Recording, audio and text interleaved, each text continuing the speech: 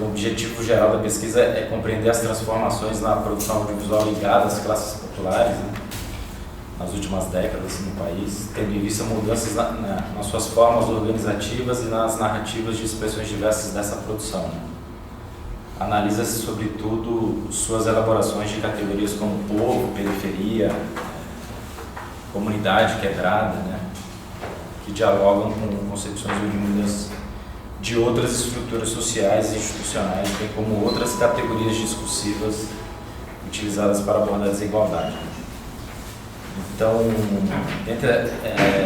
como minha fala vai ser vai ser em tópicos, então eu vou começar pelo audiovisual popular, né?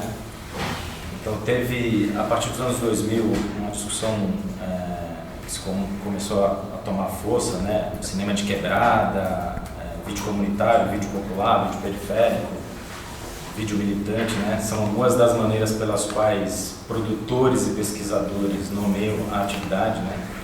Articulando um discurso audiovisual próprio, externando disputas, né? Tensões e reflexões permanentes sobre as implicações políticas e estéticas de diferentes modos de atuação. São termos que aglutinam uma grande diversidade de experiências, né? Que se colocam, ora como instrumento de criação de redes de interlocução cultural, política e cultural, ora como meio de articulação de uma postura de luta de classes, ou mesmo como via de inserção, ainda que marginal, em um restrito mercado cultural, expondo tensões permanentes e dinâmicas nas disputas sociais e culturais de nosso tempo. Aí, em perspectiva, né, é possível notar que o diálogo desta produção com outras narrativas acerca do povo, presentes na história do cinema brasileiro e na produção cultural contemporânea, de uma maneira geral, né, considerando ainda transformações dos movimentos sociais e culturais no período, na organização do terceiro setor, mudanças na concepção do papel do Estado e das políticas públicas de cultura, bem como mudanças no cenário político nacional. Né. Perspectiva histórica 1, a gente sabe que na década de 60, em caráter de exceção, algumas experiências ousaram em não tratar do povo apenas enquanto temática ou realidade a ser documentada, né. À luz da história do cinema no país, por exemplo, Cabra Marcado para Morrer, 64, 84, de Eduardo Coutinho, além de obter uma ruptura do ponto de vista estético e político, buscou trabalhar com atores não profissionais que provinham justamente da comunidade que se ia documentar, né? Atores do povo que representavam a si mesmo. Como ponto de maior tensão entre cineastas e imagens do povo, título clássico do livro de Ângelo Bernadette, Jardim Nova Bahia, de 71, de Aloysio Raulino, exímio diretor de curtas e exímio fotógrafo, é um exemplo em que o cineasta entrega a câmera a seu personagem.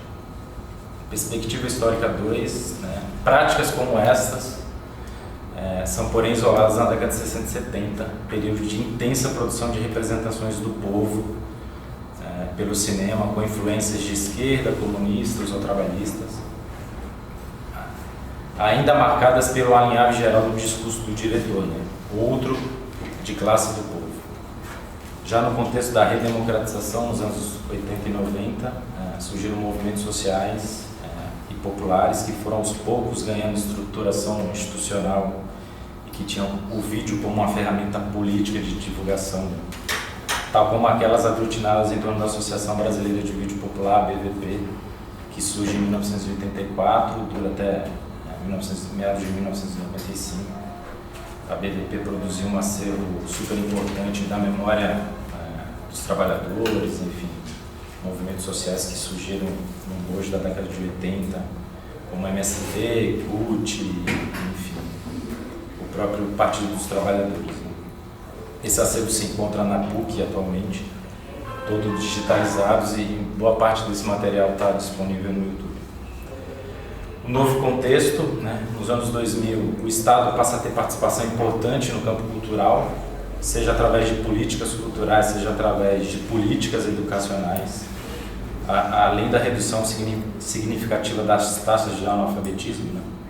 Particularmente entre jovens, houve uma expansão inédita do ensino superior no país. Ações culturais e educacionais de algumas ONGs, né? para quem não conhece essa discussão em torno de cinema de quebrada, vídeo popular, periférico, enfim, começou a tomar força a partir dos anos 2000, principalmente a partir da ação de algumas ONGs, né? O Márcio aqui é um exímio conhecedor também dessa temática. Em São Paulo, posso falar principalmente sobre São Paulo, a partir dos anos 2000, inúmeras ONGs começaram a trabalhar com vídeo, né? Dentre as suas ações, né? Inclusive a ação educativa, que trabalha com educação, mas que teve também oficinas de vídeo, né? E outras ONGs que ainda continuam fazendo oficinas de vídeo, como a Associação Cultural Quinofórum. Se fortaleceram especialmente no início dessa década, né? Algumas organizações passaram a realizar oficinas de cinema e vídeo em novas mídias, principalmente com jovens de baixa renda da periferia, com apelo da promoção da cidadania, né? Não só da cidadania, mas o campo da comunicação como um direito, né? A afirmação digital, né? Impulsionado pelo aumento do acesso aos instrumentos digitais, esse cenário trouxe consigo uma nova agenda de demandas para o setor cultural e político. A emergência de novos artistas e coletivos nas periferias introduz no cenário cultural um novo componente de disputas, de significados e também de recursos e espaços, ainda que sobremaneira marcada pela desigualdade social, né? Porque começou a ter acesso que essa desigualdade diminuiu, não, ela continua muito desigual, né? E principalmente no campo cultural, né? A multiplicação dos dispositivos em aparelhos móveis, conjuntamente à expansão da internet e das redes sociais, se alinham nesse contexto a um fenômeno cultural de afirmação de grupos sociais excluídos do sistema cultural consolidado dos meios de comunicação tradicionais, dos recursos públicos e de uma infraestrutura ainda possível desenvolver. A ideia de nossa realidade representada por nós mesmos se coloca o tempo todo como pauta da ação, apontando sobretudo para uma disputa cultural por representatividade. Essa ideia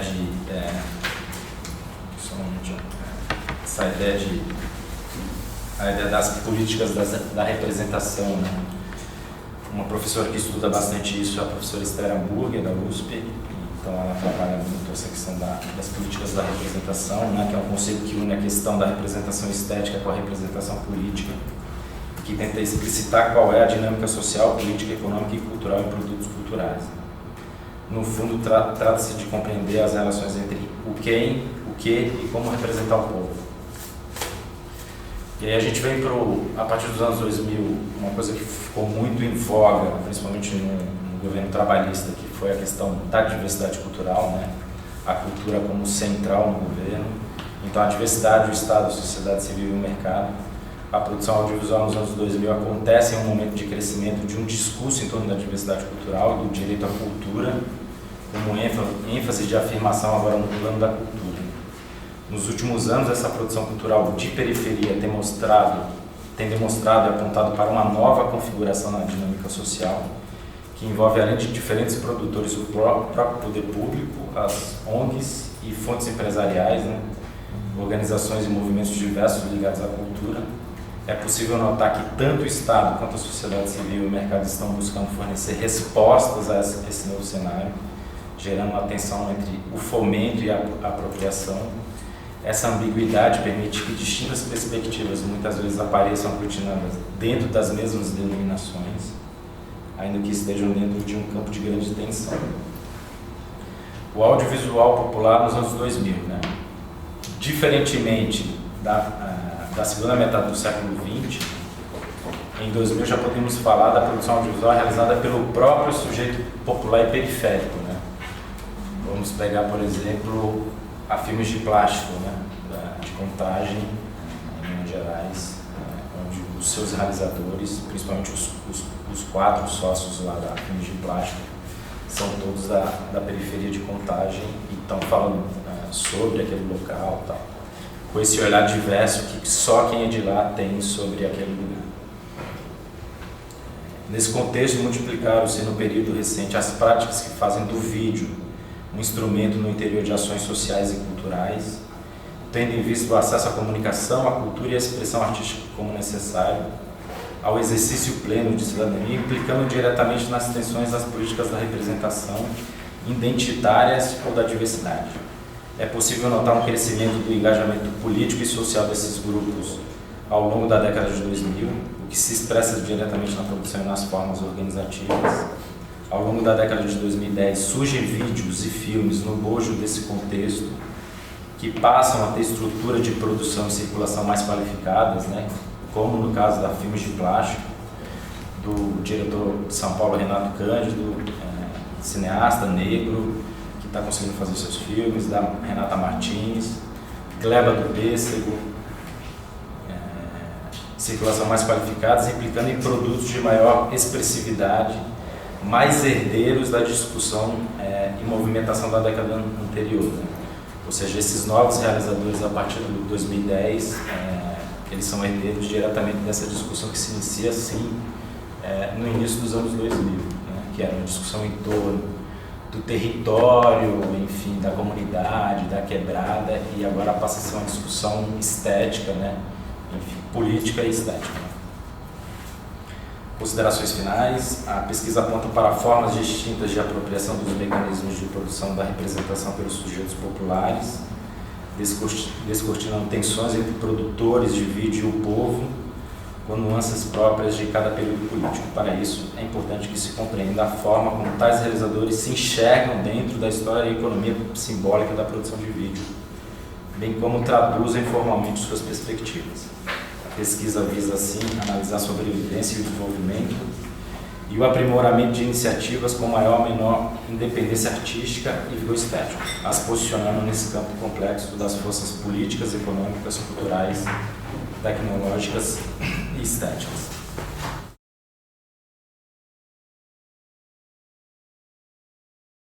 No meu mestrado na Paris 1, eu trabalhei com filmes documentários que utilizavam imagens de arquivo, mais especificamente imagens de amas de leite da escravidão e de domésticas contemporâneas. Eu analisei o documentário da Consuelo Lins, o Babás. E na verdade, nesse mestrado eu descobri por que eu me interessava tanto por imagens de arquivo. Eu nunca tinha me ligado muito por que eu me interessava por esse tipo de imagem, por que o documentário me interessava tanto. E é basicamente porque, bom, na minha família a gente tem pouquíssimas imagens de arquivo, muito poucas mesmo. E, bem, minha mãe ela é doméstica, então era muito evidente, mas eu só me dei conta disso no final da minha dissertação, basicamente. E quando eu termino a minha dissertação na Paris 1, eu me vejo tentando conciliar também a minha vontade de continuar estudando imagens de arquivo e a minha vida pessoal. Eu acho que pesquisa e vida pessoal eles podem conversar, dialogar de uma forma interessante. E aí eu volto justamente onde eu nasci, que foi o Complexo do Alemão. E eu passei 16 anos da minha vida lá.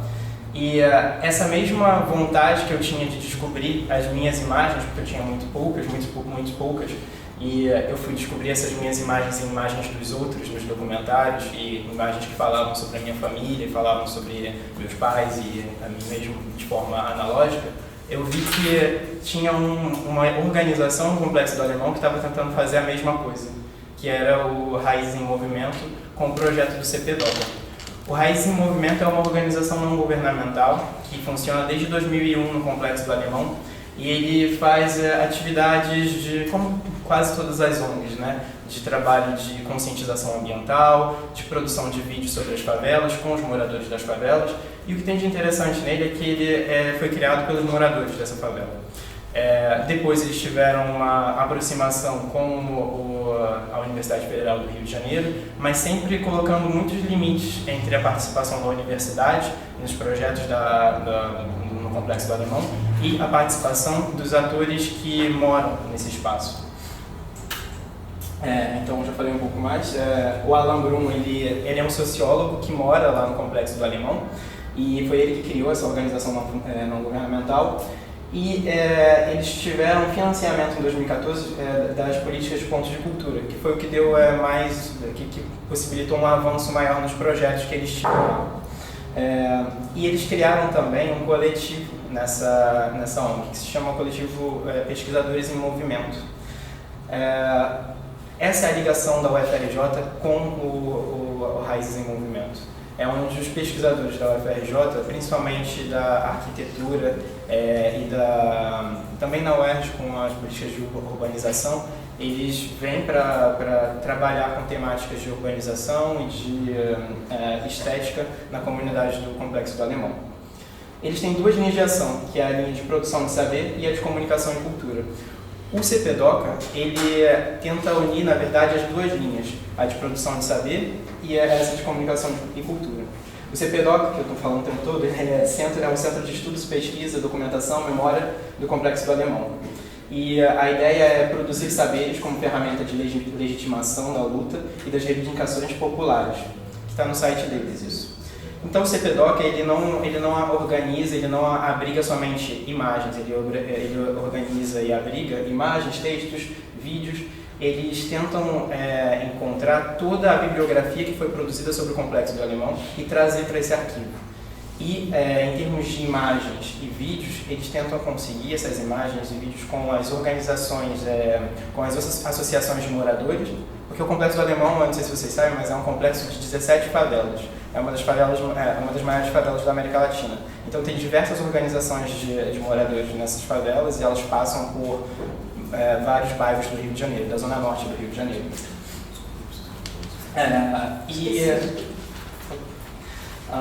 Então eles tentam criar um acervo de imagens, mas também de textos, com as associações de moradores, com as imagens de líderes comunitários e as imagens imagens pessoais dos moradores também. E aí eu entro um pouco mais no meu tema, que é da patrimonialização de imagens. Quando a gente pensa em patrimonialização, a gente pensa também nas estruturas de poder que estão por trás do patrimônio, né? Como é que a gente concebe a ideia de patrimônio? Ele está normalmente ligado a uma ideia muito de nacionalização, de uma narrativa nacional. Então, o que pode virar patrimônio, o que pode integrar uma narrativa nacional. Mais recentemente, tem outras ações em favelas e em outros lugares que pensam outros objetos que não esses das narrativas tradicionais, dos arquivos tradicionais, que podem também ser considerados patrimônio. E aí, na minha tese, na verdade é um trabalho que é o meu primeiro ano de tese, então ele está muito aberto. Esse é basicamente o meu projeto, então está muito aberto, mas eu tentei não trabalhar especificamente com a ideia de patrimônio, com a noção de patrimônio, mas sim de patrimonialização, porque patrimônio está muito mais ligado a essa questão de narrativa nacional, enquanto patrimonialização está ligado a um processo que pode ser pensado de uma forma diferente. O CPDOCA, eu tenho essa questão, né? Será que ele pode ser considerado um dispositivo e ao mesmo tempo um espaço de patrimonialização? O Nohar fala sobre lugares de memória. E aí o Nohar está falando de uma coisa específica, que é um lugar físico, né? Ele não fala de uma forma super teórica, mas é especificamente um lugar físico. O CPDOCA é um lugar físico, que é um dispositivo pode ser considerado um lugar de memória, mas que tipo de memória se constrói nesse lugar? Por que construir uma memória nesse lugar e quem, na verdade, quer construir essa memória? Como as imagens vêm ao mundo, então eu coloco muitas questões, porque, bem, quem traz essas imagens ao mundo e como é definido o potencial e o valor patrimonial dessas imagens. A gente sabe que eu sei que é o Alan Brum, que é o organizador dessa ONG, com algumas outras pessoas, mas qual é o direito dessas pessoas que organizam a ONG, que estão na organização da ONG, de dizer o que é patrimônio e o que não é dentro dessas favelas? Que tipo de imagem pode se tornar patrimônio e qual não pode se tornar? Porque não é um processo da coletividade, mas sim um processo de um grupo específico de moradores que define o que é e o que não é patrimônio. Que representação pode ser construída a partir dessas imagens e qual o papel da coletividade na produção dessas representações? Porque, de fato, se a gente tem um grupo específico que diz quais são as imagens que vão integrar esse arquivo, como elas são organizadas, quais são as tags que a gente vai colocar, como essas imagens vão ser disponibilizadas, esse grupo também detém o poder no tipo de representação que ele está criando para toda uma comunidade. Então, será que eles têm o direito de fazer isso? Em que medida a forma de arquivar essas imagens ela interfere também na representação construída? Eu coloco uma citação da Sybille Indeberg, que é uma professora da Paris 1. O arquivo é o resultado de uma criação do arquivista, que muda o status de uma imagem de traços perecíveis ao preservá-la. Então, assim, o próprio processo de preservação e de arquivagem dessas imagens muda também o tipo de representação que a gente vai poder ter dessa população. Então, quem é o arquivista que faz isso? Existe um arquivista nessa ONG? Não tem, na verdade, mas é uma coisa a se pensar também. Será que a gente precisa de um arquivista? Já que eles estão querendo fugir do modelo tradicional de arquivagem, a gente precisa de um arquivista, mas como pensar uma arquivagem sem um arquivista também? Será que a formação que eles precisam é de um arquivista ou eles precisam de uma formação de um sociólogo, ou enfim? Quais os dispositivos de circulação dessas imagens? Por que fazer um arquivo se ele vai ficar preso dentro desse mesmo espaço? Como a gente faz essas imagens circular? E será que tem uma questão também econômica na circulação dessas imagens? Será que esse arquivo está sendo feito para ser vendido de alguma forma? Para quem ele vai ser vendido? Como essas imagens vão ser manipuladas depois que elas forem disponibilizadas na internet? E aí eu entro em novas pistas, porque quando eu escrevi esse projeto, eu não me dei conta, mas é um arquivo em criação. As imagens elas não estão disponíveis e ninguém pode ter acesso a elas ainda. Eu já visitei o arquivo lá, mas eles não me deixam publicar nada nem mostrar nenhuma das imagens. Então, como eu vou fazer... Minha tese é em História e a ideia é fazer uma fototela em cinema. Mas o meu trabalho se torna mais um trabalho de um antropólogo, do jeito que ele está sendo escrito. E não é esse o caminho que eu quero levar completamente na minha tese.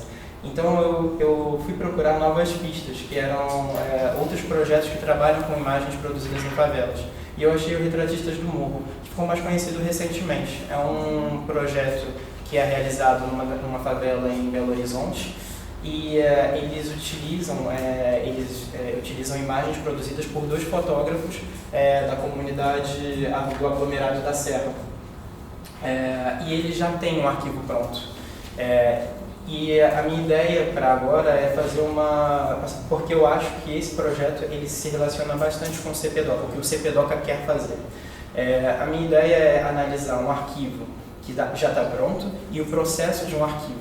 Como se fabrica um arquivo? Em francês tem uma professora que usa um termo que é a chaîne patrimoniale, que é a cadeia da patrimonialização. Então, mais importante do que você ter o projeto pronto é saber como esse projeto está sendo produzido. Isso vai dizer muito mais do projeto do que talvez o resultado pronto. E aí eu queria comparar, na verdade, esses 2 projetos, do Retratistas do Morro, que já está pronto, e o projeto do CPDOCA. E aí eles, por exemplo, eles falam muito mais claramente de termos como preservação do patrimônio, histórico, cultural e nacional. Então eles já têm essa ideia do patrimônio e da narrativa nacional, enquanto que no CPDOCA eles ainda não falam absolutamente nada disso. No site deles eles não falam no termo patrimônio, eles falam no termo memória, mas a gente não sabe qual é a ideia de memória que eles querem utilizar. Então por isso que eu também tento não trazer tantos conceitos na minha apresentação, porque a minha ideia é trabalhar com conceitos de memória, patrimonialização e identidade e narrativa nacional a partir do que eu vou ver, na verdade, no meu campo. Eu quero entender como eles entendem isso, como eles entendem essas noções, para poder trabalhar com os conceitos que eu acho que se aproximam mais do que eles entendem. Os 2 retratistas que eles têm no projeto da comunidade do aglomerado lá são o Afonso Pimenta, que ele era, na verdade, sempre foi um fotógrafo da comunidade, sempre trabalhou na comunidade fazendo fotos de casamento, fotos de festas, e o outro é o João Mendes. O João Mendes ele abriu a primeira loja de fotografias dessa região na época. Eu não falei, mas a ideia é que nos meus 3 anos de doutorado, que na França são 3 anos de doutorado, eu trabalho com 3 pontos também. Os desafios e os atores da produção patrimonial, o percurso dessas imagens, das representações que elas têm também dessas populações e o processo de patrimonialização. E um ponto que é importante para mim, que é o de criação artística e circulação dessas imagens do CPDOCA. Nesse ponto, a ideia é trabalhar com essas imagens, como fazer essas imagens circular. A ideia é fazer ateliês de montagem de imagens de arquivo, porque, bem, a imagem de arquivo ela é uma imagem que está um pouco fadada a uma morte. Como a gente pode dar uma sobrevida a essas imagens? É através do procedimento de montagem. A montagem é a única possibilidade de dar uma sobrevida às imagens de arquivo. Eu, como a Michelle disse, eu sou montador também, então as questões de montagem me interessam muito. E como coloquei assim, que a montagem é a possibilidade de criação daqueles que também não participam do processo de arquivagem. Porque se é um grupo seleto que participa da produção do CPDoca, nos ateliês, nas oficinas que eles produzem, essas oficinas são abertas a toda a comunidade. Então, essas pessoas que não sabem, que não participaram do processo de patrimonialização, eles têm a possibilidade de criar com o material já patrimonializado, na verdade. Então, eu acho que o que circula, os objetos que vão circular depois podem ser objetos produzidos ou montados pela população das favelas também. E é isso.